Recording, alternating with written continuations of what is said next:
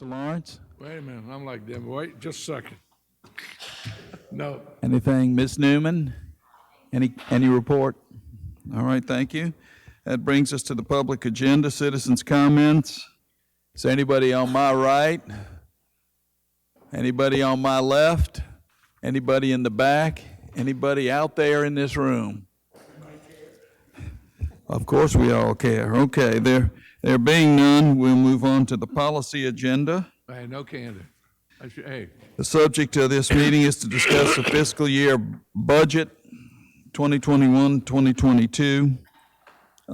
We will begin with the port budget. Let's see, I believe the last department we have to review, and then we'll Right, that is. move to non-departmentals. Mr. President, you have the paper, right? Right, I'll pass this around to all the council members, so you have that.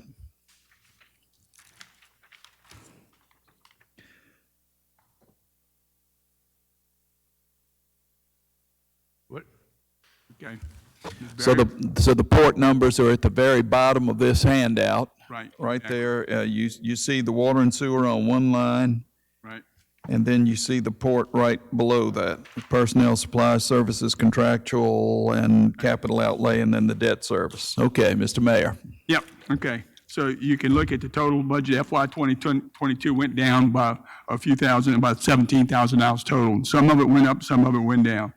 The proposed change reduces it for 42,268, is that not right? Okay. Okay, in services, I think there was a reduction in services as well as one other. But we're actually reducing by one employee, a janitor, okay. Took the janitor spot out, and we can kind of absorb that through, I do, yeah. So did you say we're losing one employee? Yeah, we're moving the janitors, we'll do our services through everyone else, but we don't have a janitor part of the port operation. Okay. The janitor was put in there a year or two ago, and we just never. Okay, so that position's so we going just- away. Yes. All right. and the question, we always had around 20 port people, 20, roughly. 28. 28. I know, I said we normally had around 20, maybe 21. Why is 29, we just went down by one. say again? We went down by one, 20 and 8. No, I said we used to always have 20 and 21. Now you have 28, 29. I'm just wondering why we have so many when we have half the harbors are filled. We were way Why are we understaffed. up that many employees? I think 2 years ago is when we got to that level. Is that right? We were way understaffed. I couldn't keep, I was shutting down harbors, and you got to let people off. You got people who are sick. I was way understaffed. We replaced them. We still only have 14 full-time. The rest are part-time, 5 part-time guys. But a lot of that 28, 20, there was The rest haven't changed. It's the harbor masters. So let's get that straight. You got 14 full-time employees. 14 full-time harbor masters. Right, yeah, employees. And 5, now I've got 3, I got me and 2 others in administration and 6 maintenance. So you have 14 and 3, 17 full-time people. And 6 more. My maintenance department. I've got a maintenance department. Okay, is full-time people. Yes, How sir. many is that? So we got 14, 3 administration, and the next group. That's full-time employees. And the 23. plus your administration. Full-time. Total. Correct. So you have 14 harbor masters, 3 Full-time. and 7, so you have 6 maintenance. I'm Correct. trying to get to 23. You got 5 part-time harbor masters. We actually increased our maintenance department by 1 a year ago or 2 years ago. Okay. So that's what, first time when I found it, 23 full-time, and 5, you said the 5 part-time people. Part-time harbor are all harbor masters. And why they part-time, We did that to save money. you know? I mean, there's always been that many part-time people as a harbor masters. No, sir, I think we originally had 3 Yeah. part-time. We were just understaffed. We were just understaffed. I didn't have enough people. I got 3 harbors, actually 4 harbors I'm in charge of, and at 24-hour, 7 days a week.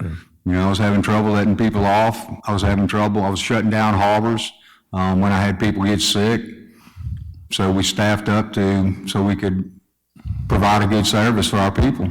Basically, you got 3 shifts too. And we're running 3 shifts, correct? No, you have to run 3 shifts. I mean, it's 24. Now, would you have how many? You got the small craft, you got the Point Cadet, and you got the. Yeah, I got Point Cadet Marine, the Biloxi Small Craft, and then Sherman Canyon back on the bay. Right. Point Cadet Marine, I've got the most down there. I'm not real sure what those numbers are, Mr. George. I can get them. Okay. Yeah, because that's pretty the big. The other just on the bay of the shrimp boats that they have, and they come and go. But do you have staff there? I mean, you actually have staff there 24/7. Yes, sir. I mean, there's a lot goes on back there. I got that canal.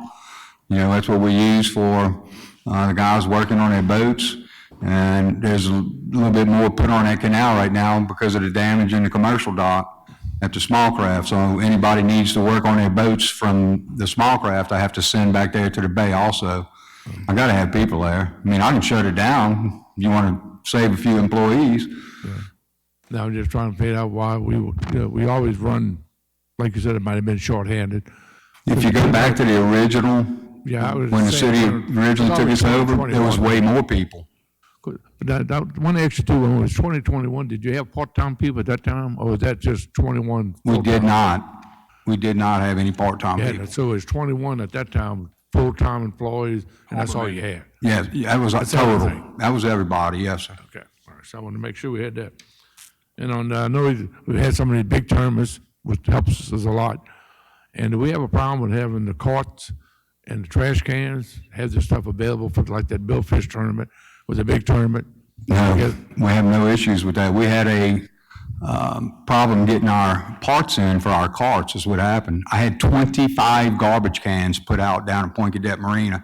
So I don't know what you're talking about no garbage cans. And our guys constantly running them when they got full to the dumpsters. Now, I'm sure there was a couple times when there might have been some garbage down there, but not near about like it used to be. We had 25 garbage cans out down there. Yeah, 'cause I mean, that's plus 6 dumpsters. Yeah, that's a big tournament. Great to have them. We want them coming back, so we want to take care of them. And we do the best we can down there, Mr. George. The carts, you said you don't allow it. You don't use the carts. They have to have their own cart. No, Mr. We use carts. Our carts are very expensive, and they've been getting tore up. I was down to 0 after the storm. All of them were broke. I ordered them December, January, and they came in after the Billfish tournament. I had nothing to bring down there for them. Did we order extra this year? Do we have enough coming in? I've got carts. I got carts now. Yeah. So what do you? My carts came in. What we should have normally 6, 8, 10, 12. Which I keep about 3 or 4 at each marina. That's all. Just. I keep some in stock. I keep some in our building. But Mr. George, you got to realize they're $400 a piece, and they use and abuse, and most of them don't last a couple months. And I'm putting them back up in the shop and fixing handles, wheels.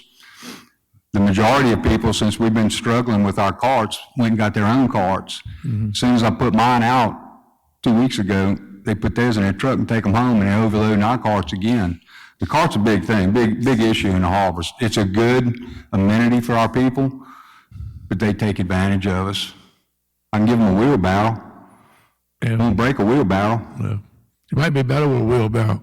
They're a lot cheaper. It's a lot tougher. A lot cheaper. Yeah, but I mean, But we like to do stuff nice. I want it to look good too. Aesthetics is a lot also. They have to And a do nice that. looking cart. There's only one place to get them carts where we get them from. You go buy those ones from Lowe's and Home Depot, they'll last a week. These carts that we buy, well, they were lasting a lot longer.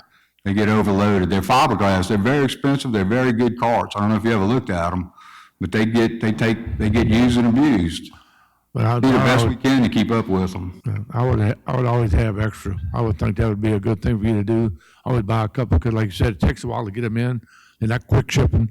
2 years ago, I put 10 of them out at Point Cadet Marina for the Billfish tournament. I had 4 left after the Billfish tournament was over. They were tore up and they stole them, which is Gone. gone. Yeah. And every one of them was at Point Cadet Marina Well, or the you know, Billfish Tournament. That's a good income. It's a little frustrating sometimes. Like I said, that's a good income. 101 boats, those big boats, and they had to pay probably roughly 100,000, We had 98 this year. 98,000. Actually had 111 One. or 112 on the books, and we ended up signing up 98. I mean, 100,000, that's strong income. It's strong. Yeah, that's strong. I mean, so you definitely. Very expensive to host also. It is, but I mean, it's still, they have that every year coming there. That's good for the city and the harbors. It is. Not just the city. That's good. I agree, You know, so I mean, that's a big. 100%. And I know they fixed them, they said they built like 2 or 3 extra slips out there by one of the piers. I don't forget all the numbers of the B's, the CB. Where they added 3 more slips for boats. You mean this past year for the Billfish? You're talking about the torn up dock? Yeah. Did they actually finish them? Are they available? You can go look at them and see if you think they're finished. See what? I wasn't about to let people walk on those docks that they did. No, Not on my dime. yeah. Well, I mean, they That was too dangerous a situation to put those said they put people. out 5,500. I was just wondering, are they available? They still are.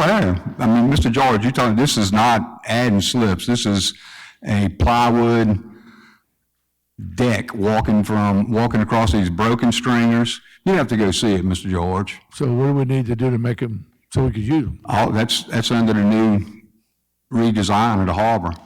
If I'm not mistaken, all that's coming out of there. So right now, we're not going to use them at all. Right now, no, sir. It's all torn up. So what would it take? Part of the $3.3 million upgrade to that part of the harbor. It's on the west side. It said dock where Joe Thornton and them were. Yeah, but it's all gonna be floating and it's all gonna be removed. And that's all Correct. based on, money that's coming up. Where are we with the engineering on that? Between Done? 60 and 100% think- design. And I think you had some review with MDEQ with this, so that's in the motion of being replaced. But we expect to bid that job out in October. And award it in December, and start the work in Right. early in 2022. Right. But I know you're coming about the slips, the 2 piers that were put in and they weren't used. Number one, we didn't need them. Yeah. That was the main reason it didn't get used. And I think the mayor and Mike went and looked at it too. And I don't know if you've seen them, but you really need to take a look at them. Everyone looked at them, you know, I just. No, I wasn't gonna let, look, I just wondered what we needed to do. I was looking out for the city of Biloxi. What I need to do, to make them good enough where we can use them, that's all. And we get to $1.5 million. There was just no time. There was no time to do it, Mr. George. It was a last minute thought. I know They threw them up. There was no handrails. There was no nothing on them. And it was right in the middle of just a mess. I just thought it was unsafe and I just didn't think, if I would have needed the slips, we might have considered them a little bit more, but we ended up not even needing them. Well, I know we get the extra $1.5 million from the county. Do we have that dedicated for anything in particular An extra $1.5 million. from the county? No, yeah, well, you're talking about the port millage? Yeah, that's part of, we schedule that for projects, long term. We're gonna be talking about capital projects, and that's all part of, the plan, the capital plan for port kinds of, activities. Not an extra $1 million, it's $1 million that, were already designated on a number of projects. But I mean, But to be coming in at what Mike is talking about, 375 a quarter, plus the last quarter catching up with a mill. Mill equivalent is what you're talking about. yeah, it's $2 million, a little better than $2 million, but half is dedicated to the debt, a part of it, 25% of it is for the debt. So that's why you get about $1.5 million left that comes into the port. So, I mean, we collected the last 3 years. Do we have that money just sitting there? No, they've been in projects. That millage was put to work. That money was been in a number of projects, and Michael talked about that. But that's all part of project. We built, a number of things on the point down there already, and some of that millage was the boardwalk from Palace Parking Garage all the way to the harbor. That's Port Millage paid for that. And you use the money from the county only to do that? The money from the county, that's what you're talking about, the Port Millage? Yeah. Yeah, that's not from the county, that's what was allocated for the Port Authority, for the Biloxi But Port it comes Commission, and that was due to us, and we just discovered it, and now it's back on, so we're using that millage. This is the third year, Mike, on that one? Third year that we're spending that money. Yeah. So we have, All sorts of projects. have we received that for 3 years? Yeah, Right. And I was just, that's what, do you have any left and over? we're You spent it planning, all. we're That's planning why- on receiving it too for every year. I can't tell much anything about this. I was just wondering what we have, like you have any money left over to do stuff with, or you spent the 4.5 million or what? No, That's- we that's have what I was money, asking. and it's part of the capital stack, we're trying to use the money that if it generates, a positive, year-to-date gain or loss, that'll be put in play. Well, that's why I was asking, Yeah. Larry, like the courts, whatever you have to have. We want- Had yeah. that extra money coming in, I mean, it definitely should not be out of court, and we definitely should have enough trash cans for all our harbors to make sure we take care of that. I mean, you have enough money coming in, not just from the revenue itself, but that money from the millage would have to be spent on the harbors. And y'all talking about the causeway, is that considered a harbor? Y'all were talking about the causeway a while ago. when, Yeah, definitely, yes. Say again? Yes, that's just, the Causeway Park and all that was part of the millage. We used some part of that port millage for that. And all that Continue to sits do under that, the yeah. port. Yeah, Right. And the port, where do you actually have the port listed at? I get all the rest of them listed and everything, so where's the port supposed to be at? it's right here. I see it on the bottom, it said, It's a department. I mean, it's an enterprise department that has a balance sheet and has, an operation statement, has labor and it has, says by itself as an enterprise fund. yeah, it's part of our fund accounting system, but it's separated as an enterprise fund, just like water and sewer. Well, I'm just saying, the whole while we've been getting these sheets, I've never seen it on it until today. It's on the very bottom, the whole thing. I see that, that's what I just said. I've never seen it on it like all the rest of them listed And it's been on until there. today. So I was just wondering where you had the port set up at. Yes. But on Is my it separate? operational statement every quarter, it's there. It's just another department, just in a different place. Say again? And it's an enterprise fund. It's usually, in my, and Mr. President has seen these reports, it's usually in the second part after a non-departmental, a separate Right, line item. it's an located- enterprise fund, just like water and sewer. I don't think we've seen those figures until today, because I think y'all were still working On on the this, yeah, budget for right. that department. That's why we covered it last. You finally got the numbers in Right. and looked at it, so. But just, this has changed a little bit, but you've seen and we've reviewed our weekly reports. Right. If you see on this piece of paper, engineering, okay, and then non-departmental, Right. on my weekly reports that, accounting provides and is exported, you'll see water, sewer, and port as another line item. And that's usually integrated in with these other figures, so you can, look at each one separately. We just separated it and put it in a different place, but usually on the normal weekly periodic reports, it's kind of grouped up there, so at one glance, you can look at total bottom lines and everything. It's just, you got to move your eyes a little bit different on this. Anything else, Just- Mr. Lawrence? Yeah, George, let me see if I can say. When you see water and sewer and port, it would usually sign, or if you come to my office on a weekly basis, you would see it right under non-departmental as a separate line item. And then you would see the different services,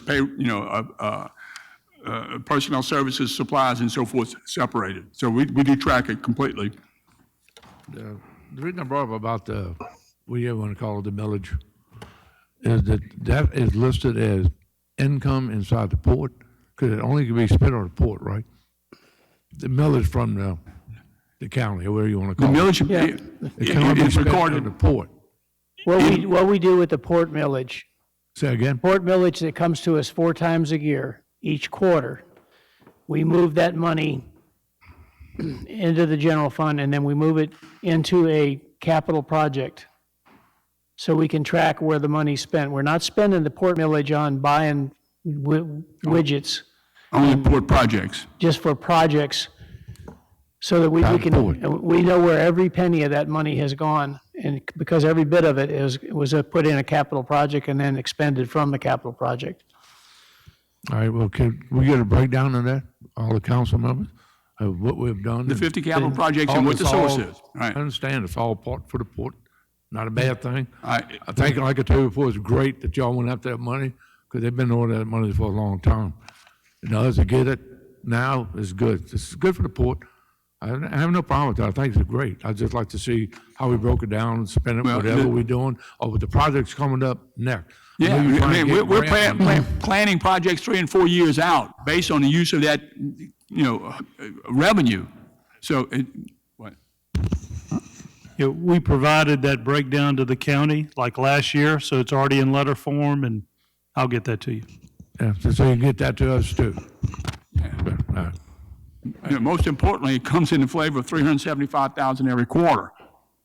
And that's just like gaming revenue. We use that, and hopefully that we'll be using that as it comes in. to fund 375 these full time, I say you get the $1.5 million.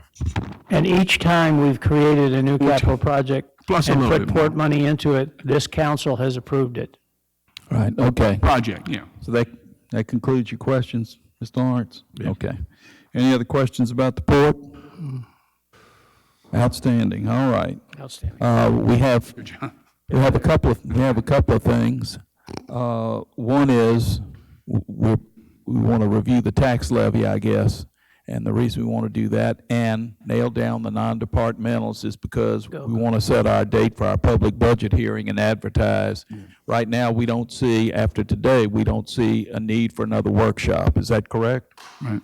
Correct. That's my understanding. So we want to nail down some of these things and conclude it so you can put the budget together and be ready to go with the public budget hearing. Well, let me ask you a question, Paul. Yeah. I don't know when you plan on doing it. There's so many things we all talked about plugging into the budget. Has that been done? Or we have to see what you did? I don't know what We have to look at what y'all have. Yeah, no, we're going to give you the final, by the next council meeting. What are we asking for first? You want the report on the millage? or- My thinking is to get the heavy lifting out of the way and move to the non-departmentals right now and nail those down so that we get some consensus among the council members here, because we've had different council members mention Right. different entities and different amounts, and we just want to be sure that the administration Well, understands what we're putting After in. Paul, you could have a Let me, have- let me say this about non-departmental, and I'm going to ask Diana. For my first blast of non-departmental weeks ago, we've had a number of requests to add probably $250,000 to the number. Isn't that right? Okay, so as we fly right now, the total non-departmental went up by about $642,000. Is that not correct? Okay, so the 600, in your piece of paper right here, our first blast looked like an increase in non-departmental totaling $642,000. That will be subject to add a couple of $100,000 to that, based on, interaction. Yep, Okay, that's so what we we want. will give you, as fast as we compute it, again, hopefully, this whole thing should be wrapped up with a bow on it for our next meeting. I was going to say, Paul, we have a meeting next Tuesday. We could have the quick one after the budget. Or you want to do Okay, that? We'll provide, I'm just up to y'all. Hang on, before everybody gets excited. We've got a statutory requirement to have this budget in Jackson by a certain time, and working backwards from that deadline, we've got to have a public hearing. budget hearing, and then we've got to advertise, I think, 3 times in a 2-week period or whatever, twice. Okay. So if we're looking to get all that done, I don't think, if we approve and all agree to what we're going to have in the fiscal year 22 budget today, I think we're in good shape. If we push this back another week before we approve the budget, okay, then at that point, you got the publishing requirements, and then you got to have another date for the public hearing, right? Okay, if the 31st is when, basically next week is what, 24? What is it? Next week's the 24th. It's the last regularly All right. scheduled council. What I'm saying to you, we will have final and best, so you know at the bottom line, we've increased revenues Okay. such and such, we decreased, we actually offset that by that. The fund balance is what the difference is. Yeah, we have not, and, one thing that we have to do too is get a final budget. Right, okay, so, I mean, the final budget as well as final audit too, so that kind of talks about fund balance, so all right, we're still on track then. If if we do this. everybody by- comes to the table on the 24th after the regular council meeting, we've got everything, what we believe to be in final form, right? To be the numbers as we feel it at that point in time. Okay. Peter, did you want to No, say just to clarify on publication dates, we have to get to the printer this week what we estimate the revenues are. Yeah. Revenues only. That's the only required information that we advertise for the public hearing.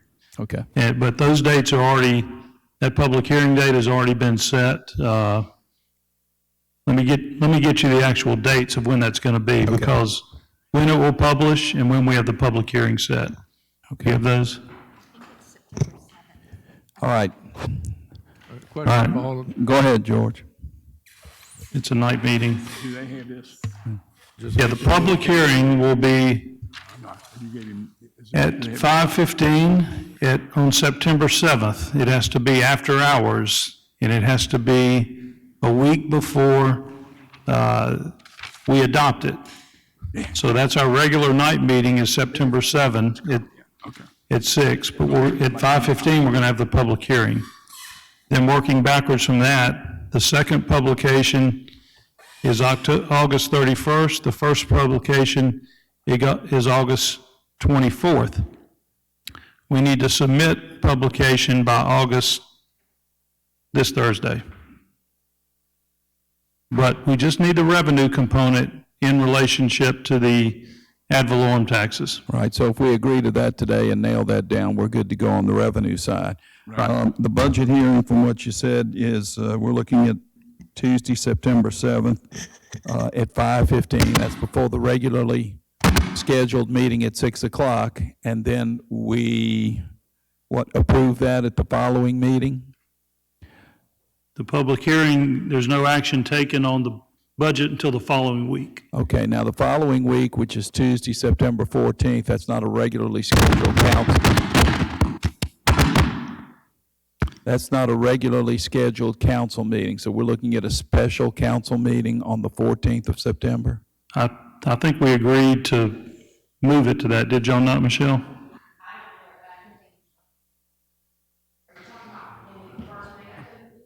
It wasn't before, but I think in the last month or so, when we were getting this done, we talked about doing that.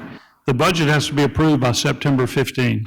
Right. So, and it has to be a week after September 7th. So we'll have a meeting on the 14th, we just don't know if it's a special meeting or a regularly scheduled meeting at this point. Special. or reschedule the regular. Okay, Who's doing it? now, having done that, George, you have a question? yeah, my question is, all it's change that we suggested, none of it's in here. So when are we supposed to do that? This is the original sheet we got from the beginning. Right, so I'm looking at a document that I put together, that I put on my website for the world to see. Y'all can't see it, I'm looking at it, but I've kind of tried to track what we suggested and what we mentioned earlier, and I'd like to go through these one at a time as soon as we're all on the same page. So what I'm looking at are the non-departmentals that were proposed for fiscal year '22. This was from July 16th, where we started off with non-departmentals. I'll go through them one at a time. So we had the George Orr, OM and electricity. We looked at 60,000 for that expenditure. And then the Seafood Museum, O&M electricity, we looked at 45,000. And then the George Orr repair and maintenance, we looked at 50,000. And then the Seafood Museum repair and maintenance, we looked at 20,000. And then for Cruising the Coast, we looked at 20,000. And then for the coastwide MLK celebration, we looked at 10,000. It was a 5,000. Originally, it was at 5,000. Mr. Guines asked at that meeting that it be increased to 5,000. And I think Mr. Lawrence said at the time, if there's something in Biloxi, 10,000. If it's not in Biloxi, 5,000. So I don't know where it's going to be next year. So that's something we need to come back to. The Gulf Coast Legislative Reception, we looked at for $1,500. The Boom Boom Fund, we looked at for $10,000. The Mississippi Gulf Coast Resort Classic, we looked at for $5,000. Mr. Gines asked that we put in $20,000 for the Kroc Center.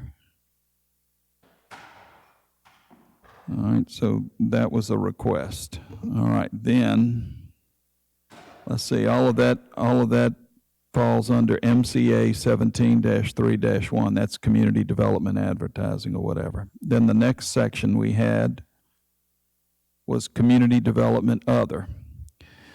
And let's see, we removed the West End Fire Museum. Before, last year was $25,000, nothing this year. Harrison County Soil Conservation, we didn't include anything. We deleted that? We deleted that. You mentioned that? For Main Street, we looked at $20,000. That's Biloxi Main Street. Okay. For the Greater Biloxi Economic Foundation, we looked at $20,000. I'm not in favor of that. Okay, we'll go back to them, but right now, I just want everybody to be able to jot some things down. The Council of Governments, we hadn't belonged in several years, so nothing there. Gulf Regional Planning, we looked at $20,000. Okay, that's what he just talked about. USM Advanced Education Center, that's an interlocal agreement that disappeared years ago. We don't need to include that at all. George Orr Management Agreement, we looked at $48,000. A Seafood Museum Management Agreement, it was set at $73,600. Mr. Lawrence asked that it be increased by $18,400. That would total not $73,600, but $92,000. So then we had CASA. We had that for $5,000. We looked at that for $5,000. The Mardi Gras Museum Management Agreement, we looked at $48,000. The facade grants, we looked at $25,000. The Harrison County Library Commission, we looked at $723,000. And I had asked that we include $5,000 as seed money for a family justice center, which would operate in conjunction with the Gulf Coast Center for Nonviolence. All right, then that, Say that, Lappin? That- The one you did was CASA, right? What'd you do the 5,000 for? 5,000 was for the Family Justice Center, and I explained at that time that the Gulf Coast Center for Nonviolence, can't remember her name, Sarah Riley, had pulled together a number of law enforcement agencies and community leaders, that the Biloxi court or the Biloxi Police Department had received a grant years ago, and that grant expired, but that grant funded somebody that would work for the victims and coordinate where they had to go, what basis to touch, so to speak, which individuals or court entities to talk with, prosecutors, whatever. It was really a support system to guide people through the court. And it was centered on victims, as a service to victims. So I'd ask that $5,000 be set aside for that, which may or may not be spent. They're still trying to pull together and get something going. All right, that brings us to public transportation.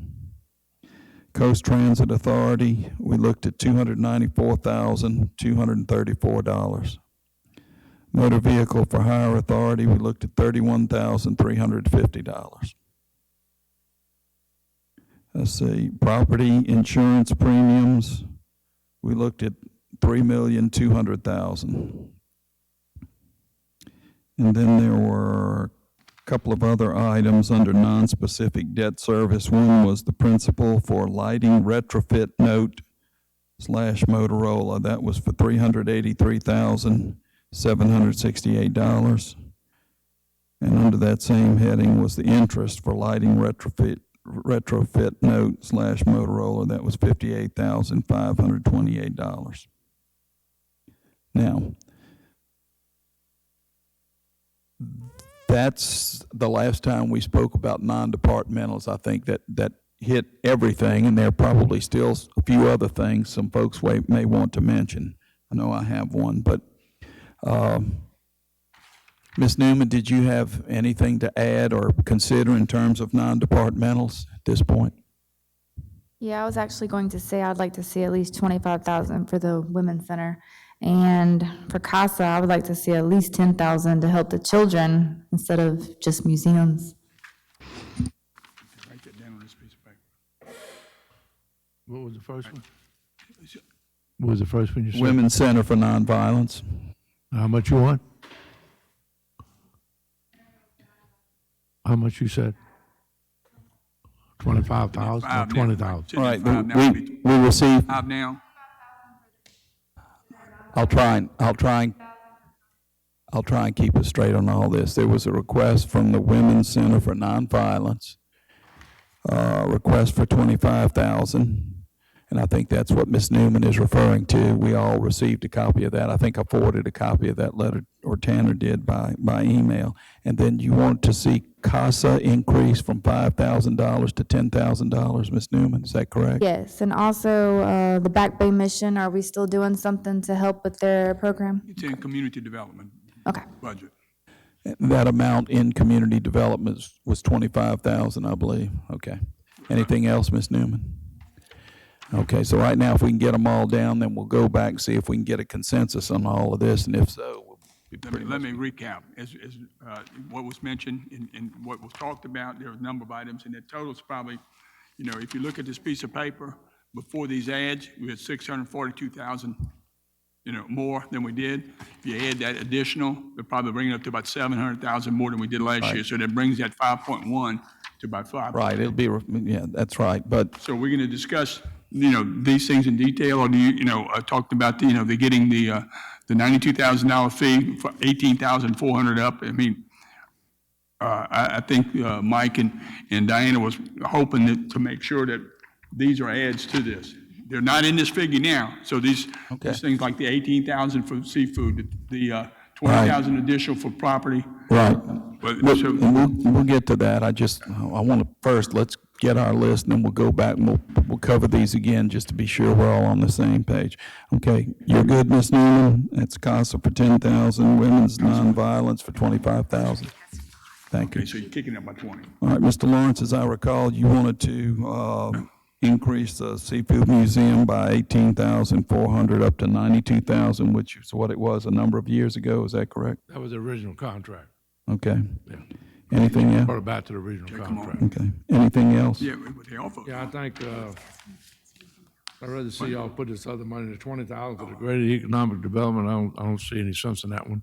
That's $20,000. I just don't see where we're going with that. To hire 2 or 3 people to talk to people. Okay. And we'll get to, Well, I'm just saying. hang on. We'll get to that in a moment. Right now, I'm just looking, what are the other ads that I didn't read out? What are the other ads or increase you want to be considered? The reason, I don't understand about that, but I'm just saying, the reason I'm saying that is because y'all ready to do stuff like the nonviolent stuff, like those things need to be done. This is just taking a shot at something. And like I told you, I can't do the 50,000 for the library. She wants to give raises to her people. We ain't giving anybody raises. So she had 673 last year. I say give her 673 again.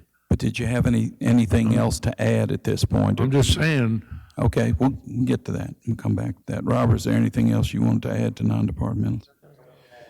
Okay, Ms. Newman beat me to the punch. I agree with the 25,000 for the women's shelter. Again, I had asked 5,000 for that Family Justice Center for seed money if they get that going. So that being the case, what we did, going around the horn here, is we're looking at increasing CASA from 5,000 to 10,000.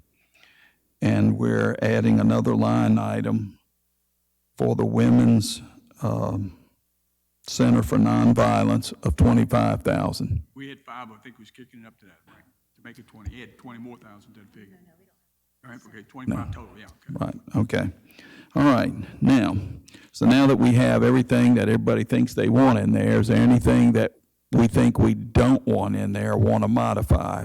Dixie, anything you want to see reduced? You good with anything? You have a comment? Or would you prefer to take these one at a time and just discuss it? There's a couple of things we could definitely take away, but there would be many arguments and it wouldn't get anywhere. Okay. George, all right, you were looking at things you want to see reduced or eliminated, George? Yeah, the main two I have is something that's brand new in the economic foundation. I just don't see a lot of purpose in that. I know we got all these gonna have these things, we're gonna get these 3 or 4 guys to go meet with different people. Well, we got people in the city supposed to be doing that. We don't need to pay $20,000 to anybody to do anything. To me, just a waste of money. I'd rather see it put the money into the houses, when they're building houses and stuff like that, than to ask 4 guys to go talk to a bunch of people. I mean, I just don't see any I purpose. don't know what you're talking about when it comes to paying 4 guys to do this. There's a number of studies, there's a number of opportunities that are going to be popping up. It's going to take resources to go, and I think that was the intent of adding it to the government. You know, there are a lot of times where, do you have a study, that needs to be done? I think that was, and individually, you'll approve what we're doing. But I mean, it's got to be in the budget. And I can't say where we'll use it or where it will be used with the foundation, but it's the wise thing to do. So you have it out there in case it does happen. We've got some resource, and I'd go through the, the motions of adding things to the budget. Well, let me, if I could, let me go back and explain again what this is and what it's for and what it's to be used for. In the late 80s, this organization, a foundation, it's a 501c3. It was created, Tommy Monroe, Franklin Kyle, Sam LaRosa, and it was created to help develop local business in Biloxi by Biloxi people and help and be a conduit just to do different things. There were no paid salary people. It was all volunteer. Over the years, their mission sort of transformed into when they were running the incubator. And they were getting like $50,000 a year, which was going to pay the salary of the fellow who was running the incubator. The incubator has now been sold. Their mission of being a Harrison County sort of group, they have no real, they don't have no more ties to the incubator. And we've been talking with them and working with them to, they own half of Rebel Boat Yards right now. The city gave them that years ago. But let's get your board back together and let's focus the board back on Biloxi business people that are able to work hand in hand with the city and to work with our political leadership. A lot of times the politicians want to hear from business people. And on the board right now, we've got Joe Gazzo, Geneva Doomer, Bart Luther at the Bicycle Place. We have Charlie Dellinger at Community Bank, Bud Jones, who was with AGJ, and a fellow from Coastal Electric, and a person from Mississippi Power. There are no paid, there's nobody on salary. This is a volunteer position, but this is to provide them with some general seed money for next year that if we need, for example, this has come up. We had a hotel wanting to come in and they said, we need an independent study done. This would allow us to sort of talk to them and say, we can put in half, can y'all put in half from what y'all got here? They have another income stream. I mean, this is not an organization that's looking, that's totally broke. They have their own income and their own assets. But it's essentially, they feel from before when they were taken out of the budget, they want to get back and work with the city. We always did fund them. We don't, the money, in my opinion, wasn't going necessarily to the right place. But this is to allow some sort of allow them some assets so they can match things we're doing and to let them go out and do what we think is going to be a good thing. I just still don't see any sense in doing it. All right. Period. I would ask That's you, my we could do it opinion. this year. If it doesn't work, you never have to give them another penny. Just let them do something, then come back to it. Okay, You ain't anything, you ain't put anything together. okay, And a hotel coming here, not gonna go talk to them, they're gonna go talk to community Okay. development. okay. All right, so none of this would go to salaries. The purpose is to encourage investment here in the local community. These are for those expenses when you're dealing with these entities that come into town. Okay. Anybody else want to weigh in on this item? Yeah, I don't have a problem with it. Mr. Lawrence has some concerns, Robert? Are you just referring to the $20,000 for the economic? Correct, right now, that item. It's one thing we need. I don't know if it's the right way to go about it, but we do need somebody in the system stroking developers for attention in Biloxi. We absolutely need that. I've been screaming that for a long time. I'm willing to give this a shot because I think it's an opportunity to try something different than we've done in the past. So I'm okay with that. The Main Street issue, we didn't give Main Street $20K last year, but we're looking at doing $20K this year. Is there any reason for that? Yeah, again, there are a number of opportunities that I think has presented himself, as developers come into town. We've done some things, not expensive things, but there's got to be some sort of ability to, again, to help prospect and do these things. Well, I get that, but Main Street has been, in my opinion, wholly inept at drawing in outside business. What they've done well is throw parties. Well, not parties, but events. I don't know that there's that's justifiable when we are looking at trying to fund somebody else to do the job we thought they were going to do in the beginning. Peter can jump in too, but I mean, there are significant events that with some support and funding that are bringing people, to town. And I think it deserves, and it could be on a case-by-case business, but basically to have the ability to say this is worthwhile. And, if it takes council approval, but they need to have some budget and then some support to put in. And they're completely independent now, as far as board and that restructuring took place last year. Who is in charge of Main Street right now? Right now, Hey, Miller. Corey Christie is the president. I think Bobby Gillum is the incoming president. And we have restructured Main Street to have no city people as far as being on the board. I'm kind of reminding them of that. We're looking at the Bond Grand House down the road, which will come into our possession shortly, to put that on the market and put that into the hands of business. So, I mean, their entire sort of, I think our position is really to kind of reorganize them and make them another vehicle for economic development. So Corey Christie's leaving, and who did you say was replacing him? Bobby Gillen, with Lee Young's, well, I guess he's with Lee Young's group, Okay.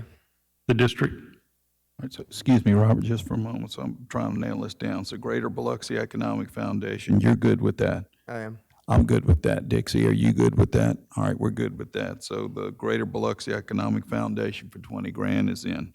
Okay, you moved to Main Street. Go ahead and follow up on No, that. this is what we were discussing, and if we are restructuring it and we're trying to use it for the purposes that it was intended, and Mr. Dillon's coming in from Lee Young's group, I like Lee, and the district is good, so I'm willing to give that a shot, see how we can do with restructuring Main Street, and with our greater economic fund that we're doing, maybe we'll see some impact. So let's go to Main Street. You're good with Main Street. I'm good with Main Street. Dixie, you good with Main Street? George, you good with Main Street, 20,000? Okay. All right, so we're good with Main Street for 20,000. All right, George, let me go back to George. George, any other items you want to cover? Yeah, I would recommend we just do the library back what it was, 673,000. Library. Find that, okay. All right, so the library, it's proposed at 723. You want to keep it at 673, George? So you think the extra money for the seafood museum is more important than the library? hang on, let's not, You never give the CPU Museum $673,000, and you never pay for all the building, you never pay for all the lights. The Harrison County Museum costs the city $1 million a year. So you look at all what it costs. It's not just the 673, it's all the added expenses on top of that. So no, they get a lot of money, and nobody not supports the library. And they can get grants like anybody else. They can write all the grants they want. So if you just out against the Seafood Museum, that's your problem. I'm not against the libraries. I'm against the 50,000 added to the library. okay, so Mr. Lawrence, you'd prefer to see the library stay at 673. Ms. Newman, you have any thoughts on that, feelings? It's proposed at 723.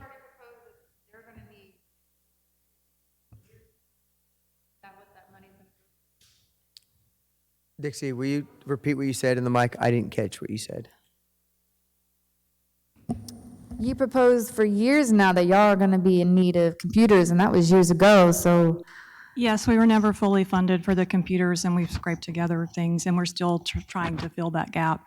I would like to state, just because I think there's a perception error about the increase, y'all may not remember that you cut us $34,000 last year from our normal budget, and so we were unable to buy books at our normal rate. We had to cut that much from our previous amount.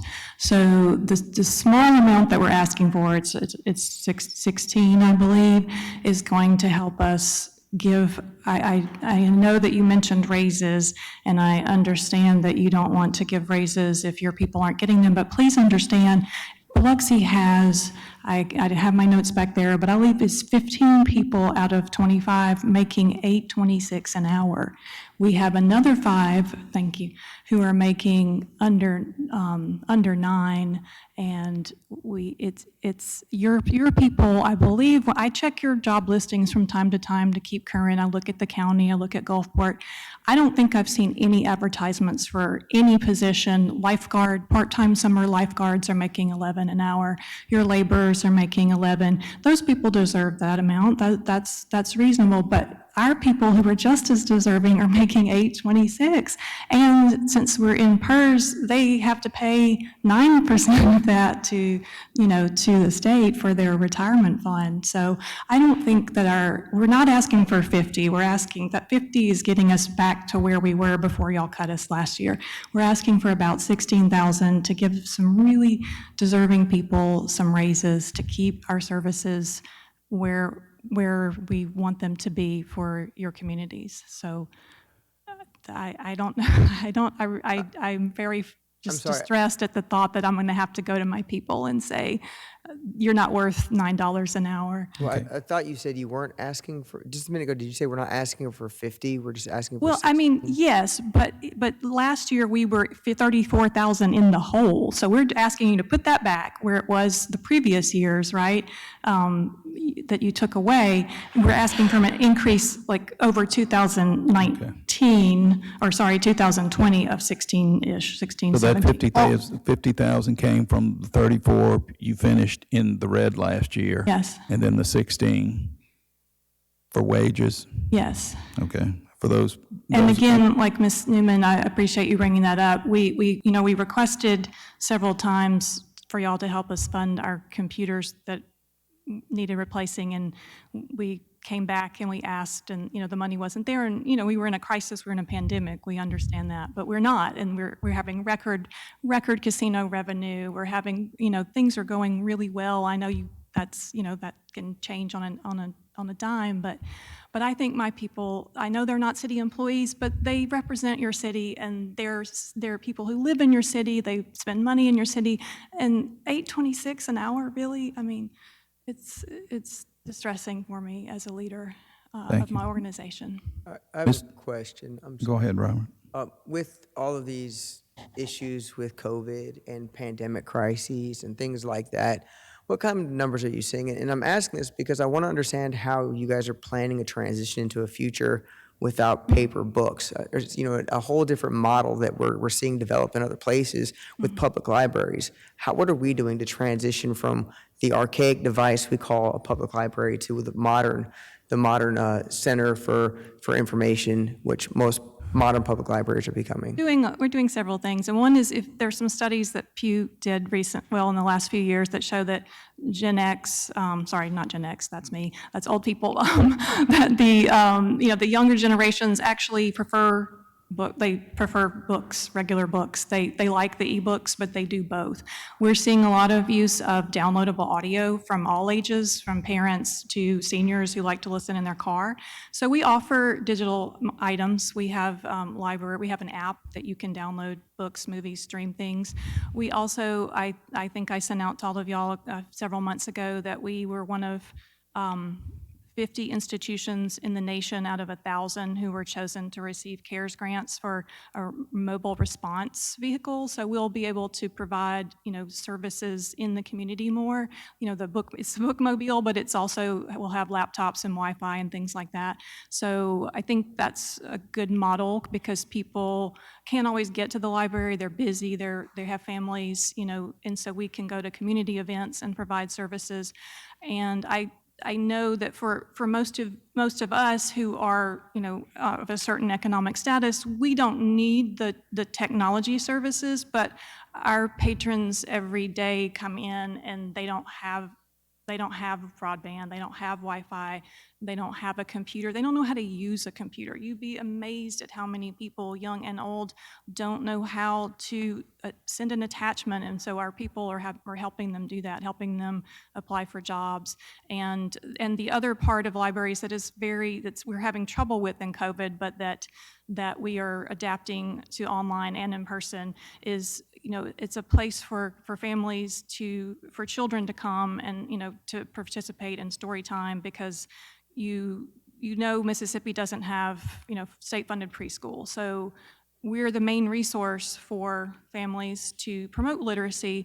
And there's so many studies. If you look at incarceration rates, the number of people who are illiterate who are in jail is astounding. So it's a public safety issue. I know it's kind of tangential, but if you provide the resources for literacy, we try to do outreach and tell families how important it is to read to their kids. We provide those thousands and thousands of free books.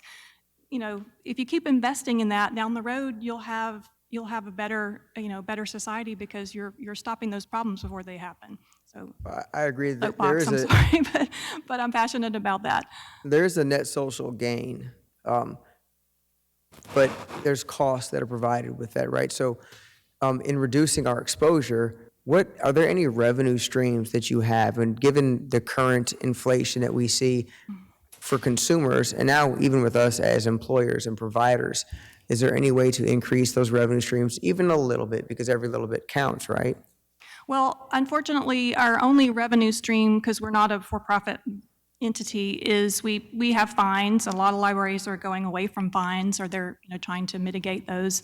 We have fines. People print things still. People fax things, which really astounds me, but there are certain jobs that require their employees, like healthcare, to fax records. So they come in and they spend money doing that.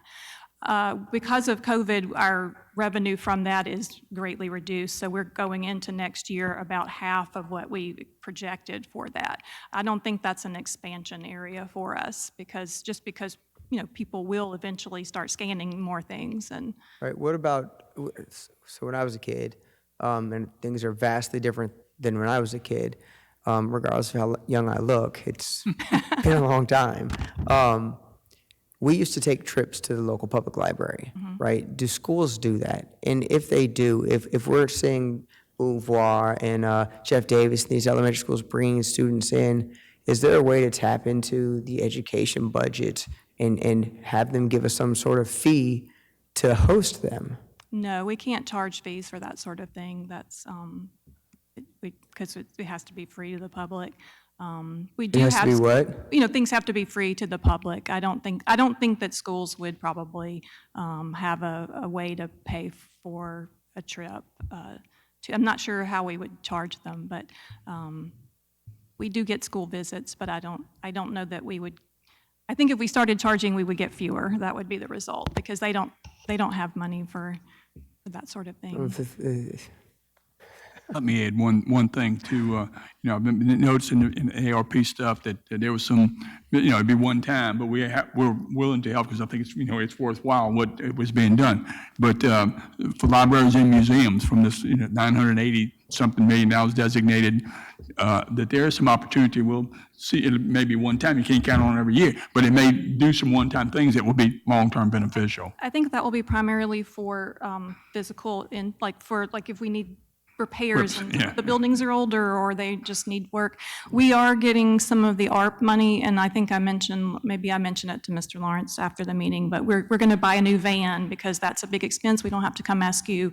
We have $25,000 in that we can, because our van is like from 2012. So, and it every day goes all the way around the county to deliver books. So we are benefiting from some of that, but we're trying to plan long-term, like you were asking, Mr. Deming, to do things the way we won't have to ask funders for funds. And we're putting some of that into digital for sure, because we know that's what a lot of people need. Thank you. So, Ms. Newman, how do you feel about the library budget at 723 last year? It was, My paper says that it's 50,000 more this year, and like I said, you've been asking for new computers, and you're just trying to survive and things like that, so I say don't shoot yourself in the foot, and I say I'm okay with the 723.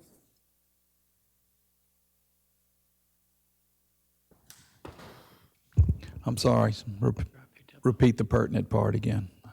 Mr. Lawrence says he wants to stay at 673. I said that I am okay with the 723 for all that she needs to accomplish. Okay. Mr. Deming, any thoughts on the library? Me, yeah, my thoughts are the same. One of the problems with sub-governmental groups like libraries and things like that, when they can come to a government body like us and get more money willingly. And I know we cut you back, and it's not as easy as it sounds like coming out of my mouth, but innovation is born out of necessity, right? And so going back to the drawing board, you guys have some great minds with the Harrison County school library system. There's ways you could find money. And I know schools could donate money. There's other pools of funding you can get. No, I mean, honestly, we don't have grant streams. If you cut us, we will have to cut people because I can't keep paying my people or keep people at $8.26 an hour. So we will have to look at closures or something like that. There's just no way we can sustain. We've had a lot of turnover this past year, understandably, because, I mean, if you have a child, if you have 2 children, if you have any sort of family, you cannot make it on $8.26 an hour, even 9. And what we're asking for is super minimal. I don't disagree with any of that. And I understand that. And the emotional ploy works very well. But I'm still stating that the facts that there are other ways to get money. And I think if we worked hard, if we talk to school boards, you guys are going to go with this budget regardless of how I feel. But I'm gonna explain my position. And I know, like, I'm not just some guy sitting up here that doesn't understand this. Right, I've been through this before. I own businesses and companies. I hire and fire people. I have to deal with the constraints of budgets too. I understand that. And I have to be resilient in finding funding to keep people on. And I feel bad letting them go or not being able to give them raises. I get that. But there are avenues for more money. And I know there's other entities, especially other governmental entities and sub-governmental entities that can pitch in that utilize our library system. And there's other groups, we do unemployment things, job searches, so you can go to Win Job Centers should be kicking in. We're doing the same services that Win Job Centers do for people to find jobs. People to us. I'm sorry? A lot of them send people to us because our people. But that's my point. They should be pitching in. I That's promise exactly what I'm saying. if we were able to get grants, I am a just extreme researcher.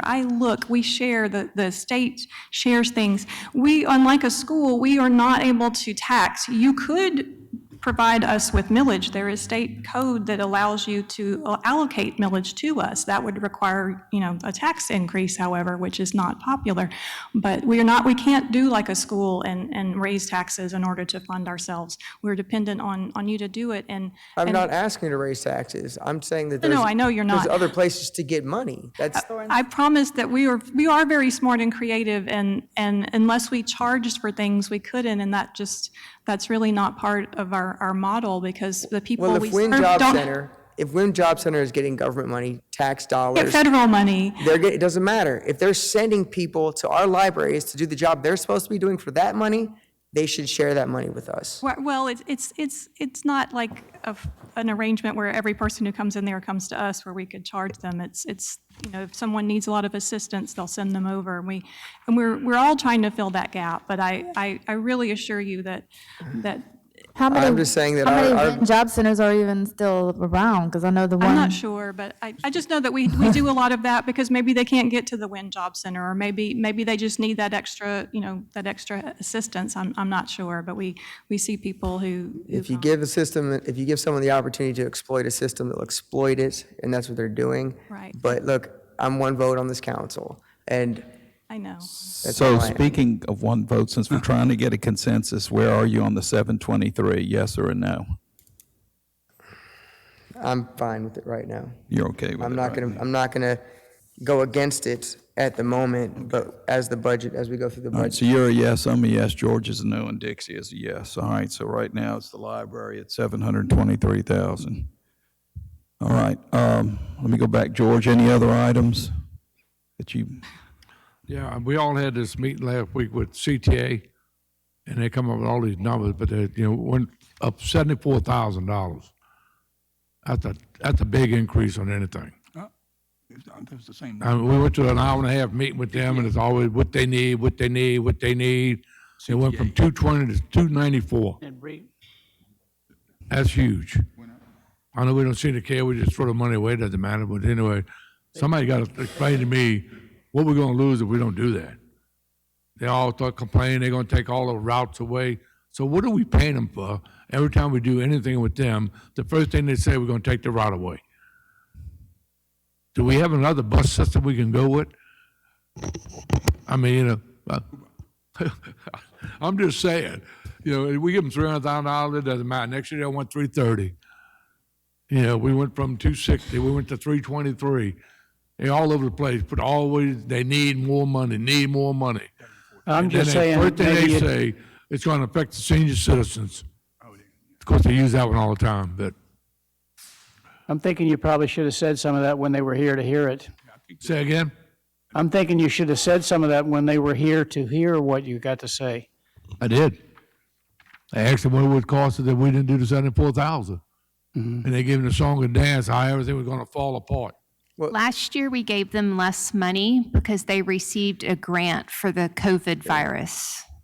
So they didn't need as much money from us Understand all last that. year.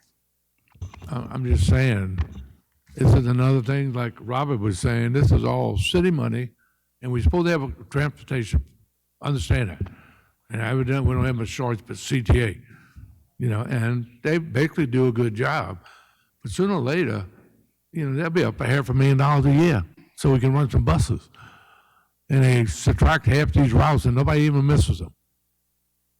And we're down to just 3 or 4 routes now in the city of Biloxi. We got to worry about the city of Biloxi. They talking about going, excuse me, going to D'Iberville, going to Gulfport. That's not our problem. Our problem is the city of Biloxi. That's $300,000 you're basically giving them to run a few routes in the city of Biloxi. Does it really cost that much money? They give them charts and numbers. You know better than anybody. Numbers, you make them look the way you want. But I mean, that's just something. My question to you, y'all have no problem with that $74,000 increase? The administration? What was the amount prior to last year? 200, let's see, Before last just in, I know last year they received that grant, so we didn't have to fund them as much, but prior to that, where were we at? yeah, I don't have that either. I think it was close to the 290. I think it was 286 or 283. I think it was fairly close, if I remember correctly. Yeah, well, in looking at it, the difference between last year at 220,000 and what they're requesting, 294,000, the difference was 74,000. So I'm assuming they asked for 294. I'm just making that assumption, 280, 290, 294, somewhere in there. Because this grant, what we don't know is what the amount of the grant was, 2019, year before that, yeah. right? And for some reason, I'm, $55,000 increase, somewhere along the lines with regard to that new route too. So I don't know, right. they came and went. So I don't have the answer. We'll get that for you. All right, so George, you're not comfortable with that 294. Last year, year to date, last year, I think, last year we budgeted 220,000 for them. 220,000 for them, I think. All right, George isn't comfortable with 294. What would you be comfortable with, George? I don't know, it seemed like before we always give them like 269, 270, in that range, pretty much before the COVID and stuff like that. All right, so let's say 270. 270. Okay. Robert, 294, 270, thoughts? I want to, I think what they're asking for is comparable to what their operating was prior to the years, including I for, believe you're correct. For some reason, that's right? So, rattles around with me. Yeah, right, I'm just being a straw poll as of right now, I'll support it. okay. I'm a yes. Dixie, yes or no at 294?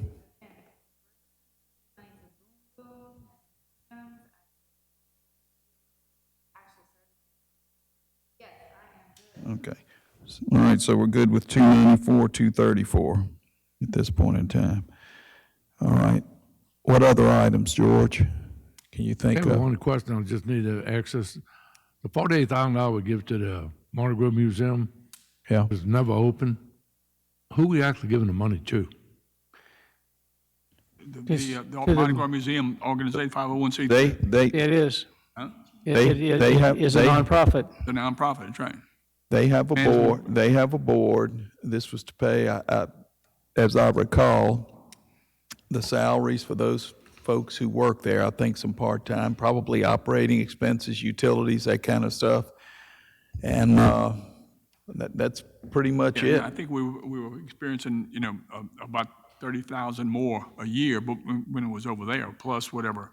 So, I mean, it's a okay deal. Right. Before We movement- actually save money once we moved them over there, and their board runs it. We just help them to keep the doors open, and that's about it. I'm not even sure how much of that is for salaries. I said salaries. I don't know if it's used for salaries. It may be all for operating expenses. But I'm not sure anyway. how much the rent is or anything like that, but yeah. But it's the only one of the museums that's not losing money. Say again? I think it's the only museum we have that we're talking about that's not losing money. Yeah, they're not open. Well, They're not open, they're in there's somebody our else's cost to our building. city. They're in somebody else's building that you put $160,000 in from the museum, from Mardi Gras Museum, and you're paying $48,000 for who? Annie Osler, she moved to New Orleans, so I don't know who's running that thing now.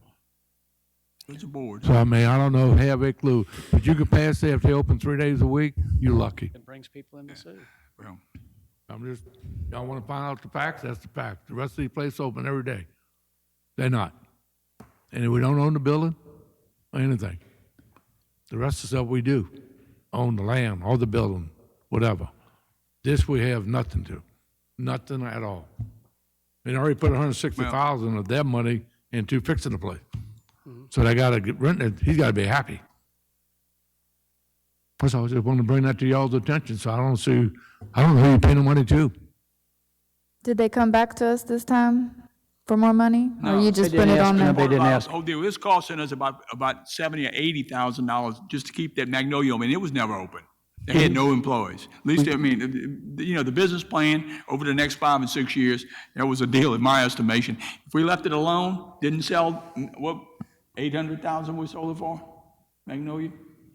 I mean, Something there. We have a Miles, but- management agreement with and them. plus we got, but anyway, it was to have, a facility, another event. I mean, that's still an okay deal in my estimation. I'm okay with 48,000 a year. We did that to reduce the expenses from what we were paying at Absolutely. the old Magnolia Hotel, as I recall. Right. And this was the figure we came up with that seemed to be fair and equitable. Reasonable, that's right. They were in a place, they had to move somewhere, all right? And I guess, I assume they're leasing that space, whatever it is. They also had to move the contents of the museum over there, all the displays and whatever the storage storage, too. cases or whatever. Stu, I think we will. Right, all that stuff, and I'm sure, I'd be surprised if they fit everything in their current locations. I assume they're storing some of that stuff somewhere. Some of it, but there's a massive amount that would, All because the city said, we want to take that building and put it on the tax rolls and generate some Business, revenue. that's right. So, okay. Not paying utilities, not paying maintenance, No, not paying repairs, none of those expenses for this museum. Okay, so 48 grand for the museum. I'm good with that. Robert, where are you on that? I'm good with it. Okay. Dixie, where are you? Okay. George, where are you on that? You okay with it? I'm not for that. Okay. They missed an opportunity, and nothing unusual. Okay. So right now, 48,000's in for the Mardi Gras Museum. All right, I'm thinking, what other items do we I'd have? like to just request one thing. Going back to this library, that we spend another $400,000 or $500,000. How much does the light bill cost us at the libraries? Do we limit them like we limit everybody else? Or do we just pay the lights? I think we just paid the lights on the facilities we Yeah, have. it's Everybody else we do, we limit. a bill we pay. Pay on the light bill on the library buildings we own. Well, it's on the same thing, Margaret Cherry's out there and this. Y'all just get that information to me. You'll find it out, let me know. You could, if you have it for next Added next expenses week. we got. Okay. What other items, George? Catch your eye that you want to discuss. That's the utility bill at the Seafood Museum.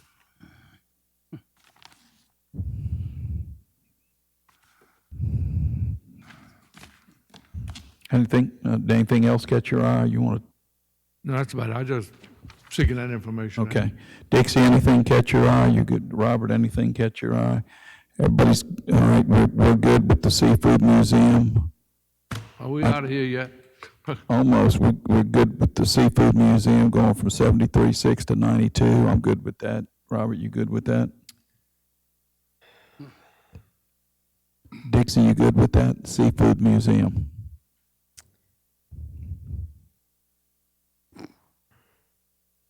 Last year, we gave them 73.6. This year, Mr. Lawrence asked that they be increased 18,400, which would bring them to 92,000, which was what they received, I don't know, a number of years ago, George, 6, 7, 8, 10 years ago, I don't know. Just back to what it was, the original contract was. I'm good with that. George, you good with that? Apparently, Dixie, you good with that? You got questions? Now's the time to ask them. Robert, any questions? I mean, I'm not supporting the increase. Okay. Say again? I'm not supporting the increase. I mean, it's the same, dang near, almost crossed that line. It's darn near the same argument that you make against everything else, but this one, you want to pump money up, but the others aren't worthy of an addition for whatever reason. So I don't get it. I don't know what the connection with the Seafood Museum and you are, other than maybe its location in your ward, but I can't see, I just can't justify increasing that budget any more than I can justify increasing any other. All right, Dixie, where are you on that? It's Demi. Okay, so we got 2 no's and 2 yeses. So we'll come back to the Seafood Museum when we meet next week. We're almost to next week, aren't we? Okay, so that's questionable. All right. Robert, you see anything that catches your eye? No, I think I've covered most of I'm what. good with everything. All right, so we got the Women's Center for Nonviolence. We said we were plugging in 25 there. And we had the Family Justice Center for $5,000. Yeah. I mean, that was on there from last time. I think we're good with that. Okay, I've got everything. George, anything else? If not, okay. There being nothing else, we'll go on to the tax levy. Village, yeah. I think you've got a printed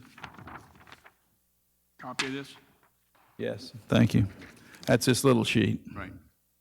The net result, same city millage and a reduction in school millage, what you see, by 0.12. Net end to the end citizen Say that again? reduction. The city millage, the city school district millage is still, it actually reduced from 43.37 down to 43.25. The city millage for the breakdowns is still the same, 30.10. So the net result, the reduction of by 0.12 mils, you're paying less.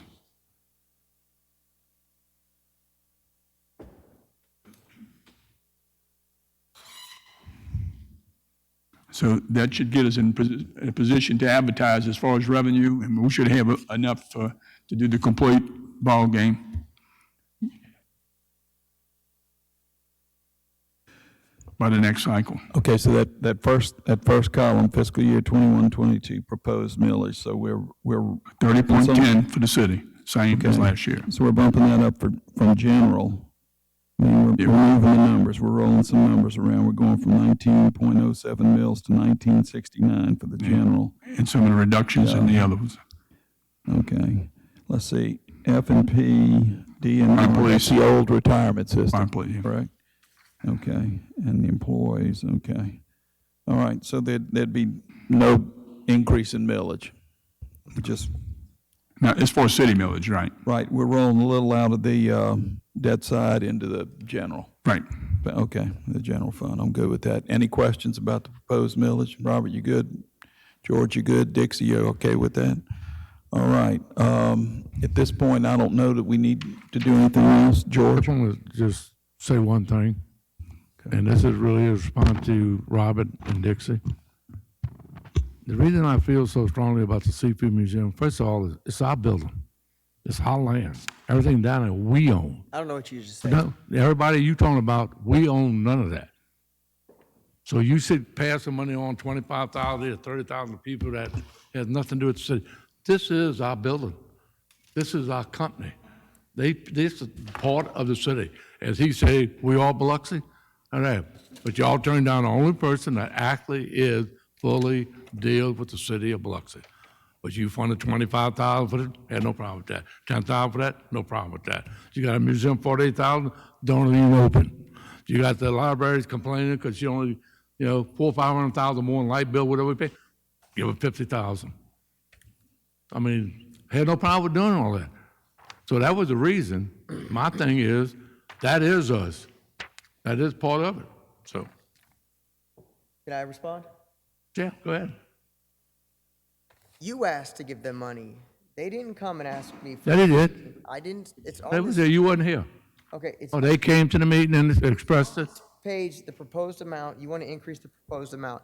That means the administration is comfortable with the amount we're giving for our business, because if anybody knows what it costs to run something that we own, it would be the administration. Now, when the Harrison County Library comes here, we don't know their operating procedures and policies and situation. They come to us and tell us that. Same thing with the CTA. Our team here, the mayor, the CEO, and his staff is in tune with what our liabilities and responsibilities are. And we all have the right to disagree with whatever we'd like to disagree with and agree with what we'd like to disagree with. So I take exception to you having a problem with me not supporting putting more money into the Seafood Museum. The other places came in and justified their expenses to me. I'm not sure that I agree with the library, and as I told Paul, it's a straw poll, so right now it doesn't mean anything. When it comes time to vote on the budget, I'll make that decision. With CTA, they do have an operating expense that creates some positive value for our city. We do have a net social gain by having public transportation. It's a very valuable service, and we do have to fund that. But because they got a grant last year, you're against giving them the amount of money it takes to operate the public transportation that services the city of Biloxi? I take exception to that too. So I'm sorry. I don't agree with giving $18,000 to another museum. I just don't. I'm sorry. And on that note, it'd be a good time for a motion to adjourn. Motion made. Motion by Mr. Lawrence, seconded by Mr. Deming. In the spirit of brotherly love, all in favor? Approved on a 4-0 vote. Thank you all. Thank you all for staying a little Camera's on. I had to get a little. longer today. The camera was on. I had to get a little hyper.